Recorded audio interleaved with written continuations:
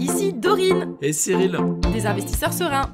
après plusieurs années de travail en tant qu'ingénieur, nous nous sommes lancés en investissement immobilier. Après 5 années d'acquisition, nous étions devenus libres financièrement.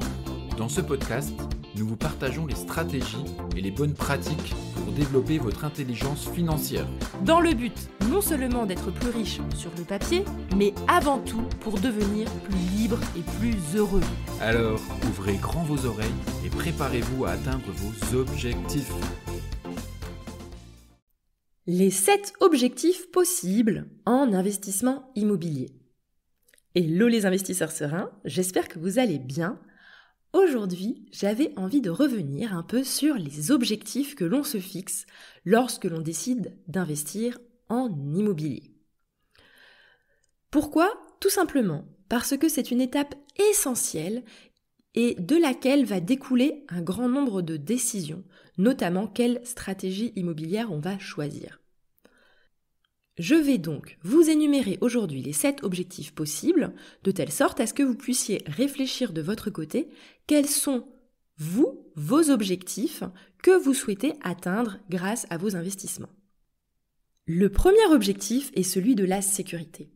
En fait, ce qui se passe lorsque l'on investit en immobilier, en contractant un emprunt, on souscrit à une assurance emprunteur.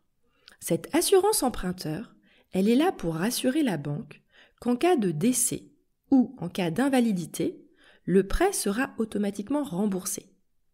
Mais pour nous, en tant qu'emprunteurs, ça permet de sécuriser totalement notre foyer parce que si on est en couple et qu'on a des enfants par exemple, qu'on investit en immobilier, si l'un des deux parents se met un jour à décéder, ce qui peut arriver même si en effet on n'a jamais envie d'y penser, grâce à l'assurance emprunteur, surtout si on l'a prise à 100%, permet que automatiquement les dettes vont être remboursées, ce qui fait que ça fait vraiment un souci en moins et une charge en moins pour le conjoint survivant.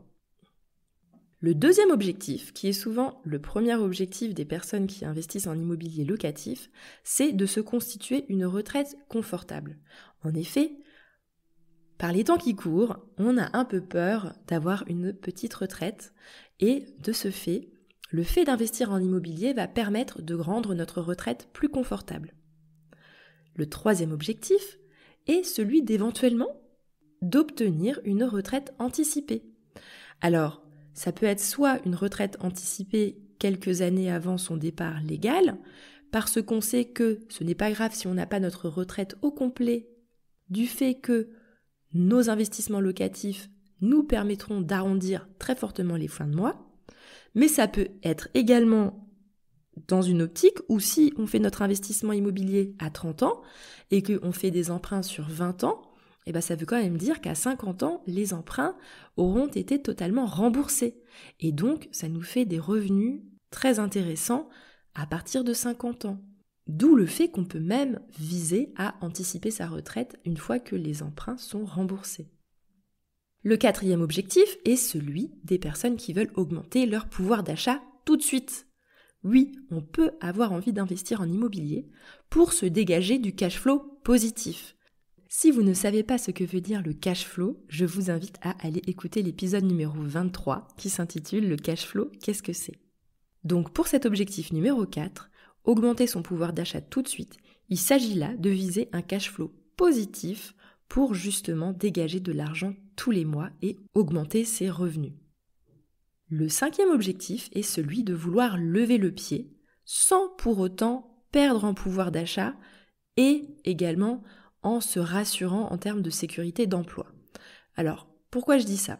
C'est que typiquement, cet objectif-là, il correspond bien, moi je trouve, aux femmes qui veulent lever le pied pour élever leurs enfants en faisant un congé parental, par exemple, et elles se disent qu'en termes d'employabilité, elles ont peur, entre guillemets, pour leur carrière, elles ont peur de se dévaloriser, et du coup, le fait d'avoir investi en immobilier peut permettre de lever un peu le pied, tout en étant rassuré parce que on rembourse quand même un prêt grâce à nos locataires et donc notre pouvoir d'achat n'est pas trop menacé par le fait d'avoir un peu levé le pied le temps d'élever ses enfants. Le sixième objectif est un objectif différent, c'est vraiment celui de la personne qui veut construire un gros patrimoine parce qu'elle est ambitieuse, elle a envie d'avoir beaucoup de richesses à transmettre à ses enfants, à sa famille, et elle a envie de faire grossir toutes ses possessions immobilières.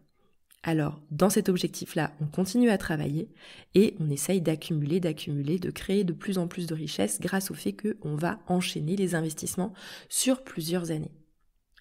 Et pour finir, le 7e et dernier objectif possible est celui de vouloir carrément devenir un rentier de l'immobilier. Alors, pourquoi est-ce qu'on veut devenir rentier ? Ça peut très simplement être parce qu'on en a tellement marre de notre travail qu'on veut juste faire une pause et on ne veut pas faire de pause sans aucune perspective financière derrière.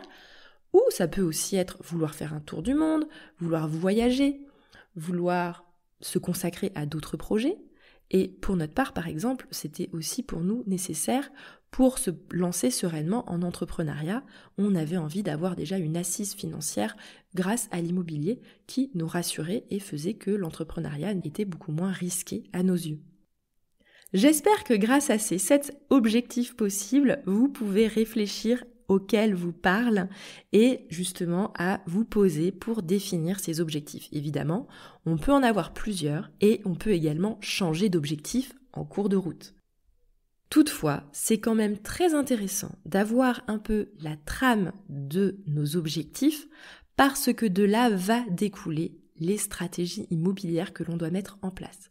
En effet, si on veut devenir rentier, la rentabilité que l'on va devoir rechercher n'a juste rien à voir avec les personnes qui vont, entre guillemets, juste vouloir arrondir leur fin de mois pour leur retraite. Donc, c'est pour ça qu'il est important de se poser en amont de ces investissements pour vraiment prendre les bonnes décisions par la suite.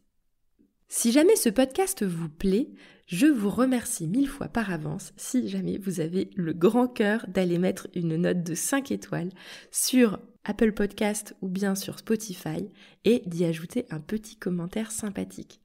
Cela nous ferait tellement plaisir et nous encouragerait dans notre création de contenu. Merci beaucoup à vous et à bientôt. Ciao ciao. Et voilà, l'épisode du jour est terminé. Mais avant de finir, pense à t'abonner au podcast pour ne rater aucun épisode. Parce que nous sommes ici toutes les semaines, sans faute, pour t'apprendre non seulement à devenir plus riche sur le papier, mais surtout pour augmenter ta liberté. Et par la même occasion, je vous encourage vivement à y ajouter une note de 5 étoiles, parce que ça nous fait plaisir de savoir que le contenu vous motive et vous booste. On se retrouve la semaine prochaine pour développer votre intelligence financière. Merci beaucoup à tous et à bientôt. Ciao ciao.